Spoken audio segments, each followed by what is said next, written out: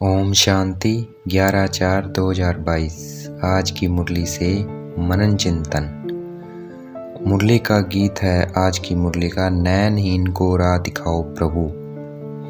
ये गीत प्रदर्शनी के लिए बहुत अच्छा है। हम इस गीत पर भी समझा सकते हैं, क्योंकि पुकारते तो सब हैं। ये शरीर की दो आंखें होते हुए भी मनुष्य परमपिता परमात्मा को कहता है कि मुझे नैनहीन को राह दिखाओ।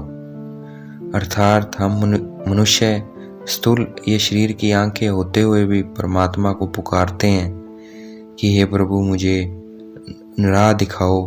तो वो कौन सी आंखें हैं जिसके लिए हम प्रभु को कह रहे हैं हे प्रभु मुझे नैनहीन को राह दिखाओ? वो आंखें हैं ज्ञान का तीसरा नेत्र, जिसके लिए हम परमात्मा को प्रभु को पुकारते हैं। क्योंकि इस दुनिया में अब दुख बहुत बढ़ गया है और मनुष्य इसे बाहर निकलना चाहता है और अपने घर वापस जाना चाहता है, परंतु मनुष्य ये नहीं जानता, परंतु मनुष्य उसे निकलना नहीं जानता कि मैं कैसे इसे निकलूं, कैसे मैं वापस अपने घर जाऊं। तो इसलिए और ये रास्ता सिर्फ परमपिता परमात्मा ही बता सकते हैं। इसलिए मनुष्य अपने पिता परमात्मा को याद करते हैं, पुकारते हैं। हम श्रद्धा से तीर्थों पर भटके, मेलों पर भटके, परंतु बाप तब आते हैं जब भक्ति पूरी होती है। बाबा हमें रावण राज्य से छुड़ाए राम राज्य में ले जाते हैं। दुनिया में ये नहीं जानते कि आपे पूज्य आपे पुजारी किसकी महिमा है। दुनिया में कोई नहीं जानता। ये महिमा है हम ब्राह्मण बच्चों की। हम ही पूज्य बनते हैं और हम ही पुजारी बनते हैं। पहले हम 16 कला संपूर्ण पूज्य रहते हैं, फिर 14 कला सहमी पूज्य बनते हैं, फिर द्वापर से पुजारी बनते हैं। अब इस संगम युग पर हम ब्राह्मण बने हैं पुजारी से पूज्य बनने के लिए। जितना हम शिव बाबा को याद करेंगे उतना हम अपना कल्याण करेंगे। शिव बाबा हमें लायक बनाने आए हैं। जो आर्टिस्ट लोग हैं उनको ऐसे चित्र बनाने चाहिए ताकि जो भी आवे समझ जाए कि यह चित्र एक्यूरेट रास्ता बताने वाला है। तो ऐसे चित्र बनाने चाहिए जो बहुतों का कल्याण हो जाए। अगर हम जूती की याद में रहे, मतलब शूज़ की, अगर हम जूती की याद में रहे और मौत आ गया तो जूती जैसा जन्म मिलेगा।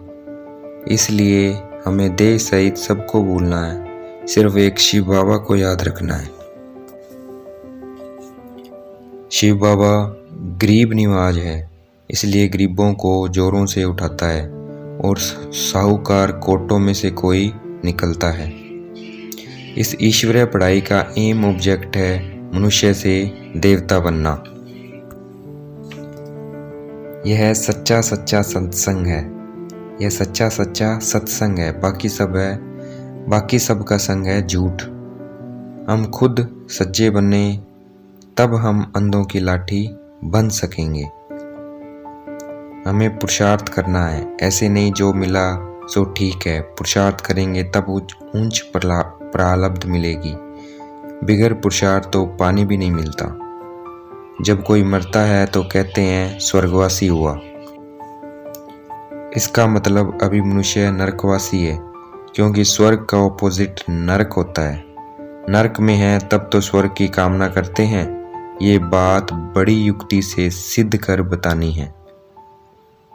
हमें अच्छा पुरुषार्थ करना है, माँ बाप को फॉलो करना है, अपनी चलन सुधारनी है, जास्ती तमन्नाएं नहीं रखनी है। यज्ञ से जो मिलता है वो खाना है। कर्मेंद्रियों को वश में रखना है। अगर कर्मेंद्रियों को वश में नहीं रखेंगे तो उच्च पद नहीं पा सकेंगे। यह शिव बाबा का परिवार है। शिव बाबा से ऊपर कोई नहीं है। 84 जन्म में दादा हैं। 84वें जन्म में ये ब्रह्मा बाबा हैं, अर्थात दादा हैं, और बाबा शिव बाबा दादा के 84 जन्म में मिलते हैं। हम ही सांवरे से गोरे बनते हैं। हम पहले जन्म में श्री कृष्ण हैं और लास्ट जन्म में 84वें जन्म में सांवरे हैं, अर्थात ब्राह्मण बनते हैं। पूरे पूरे 84 जन्म श्री कृष्ण ने लिए हैं। सूर्यवंशी देवी संप्रदाय पूरे 84 जन्म लेते हैं। आज की मुरली का वरदान, नेचुरल अटेंशन को अपनी आदत बनाने वाले स्मृति स्वरूप भव। अर्थात जैसे सैनिक जो होते हैं वह कभी भी अलबेले नहीं रहते, सदा अटेंशन में अलर्ट रहते हैं। हम भी पांडव सेना है। हमारा भी पुरुषार्थ में बिल्कुल भी अलबेलापन नहीं होना चाहिए। अटेंशन को एक नेचुरल विधि बनानी है और टेंशन नहीं रखना है, क्योंकि टेंशन की लाइफ सदा नहीं चल सकती। इसलिए नेचुरल अटेंशन को अपनी नेचर बनानी है।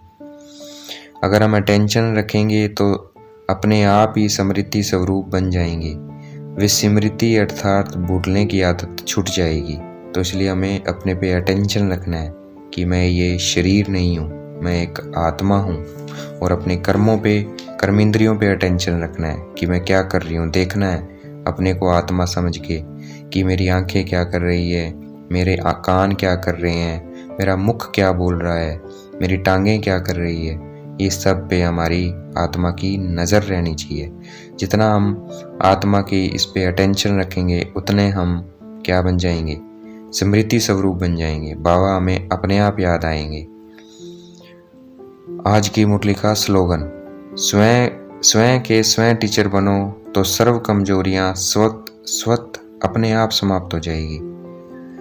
अर्थात अपने टीचर खुद बनेंगे तो अपने आप हमारी सारी कमजोरियां समाप्त हो जाएगी। अच्छा, ओम शांति। शुक्रिया मीठे बाबा, शुक्रिया।